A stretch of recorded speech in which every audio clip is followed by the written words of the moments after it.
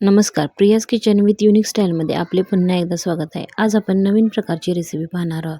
इथे माझ्याकडे काल रात्रीच्या 3 ते 4 चपाती शिल्लक राहिलेल्या आहेत.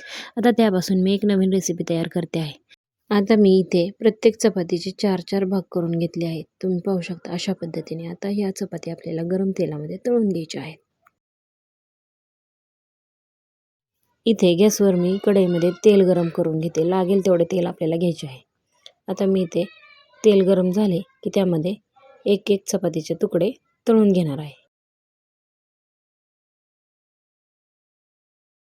इथे तेल बऱ्यापैकी गरम झाले. आता मी एक एक तुकडा करून तळून घेणार आहे.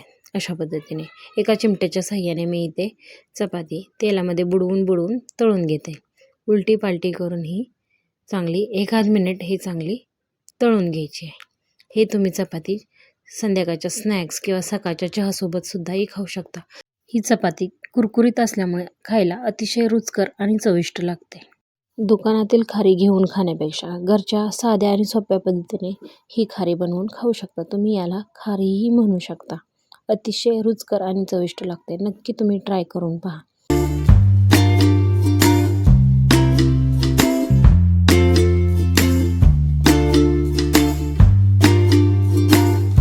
अशा पद्धतीने आलटून पालटून ही चपाती लाल होईपर्यंत चांगली तळून घ्यायची आहे.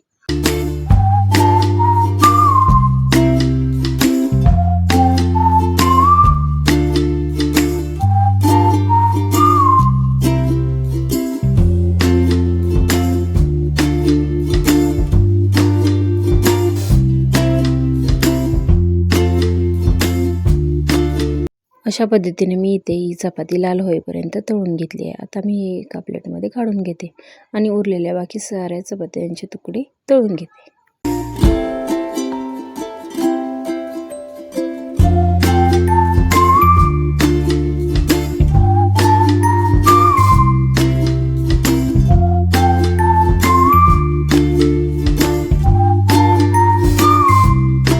अशा प्रकारे मी इथे सगळ्या चपातींचे तुकडे तळून घेतले आहेत. तुम्ही पण नक्की ट्राय करून पहा.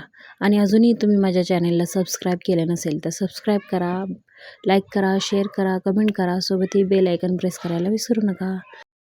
इथे मी तुम्हाला एक तुकडा मोडून दाखवते. पाहू शकता छान असा कुरकुरीत झाला आहे.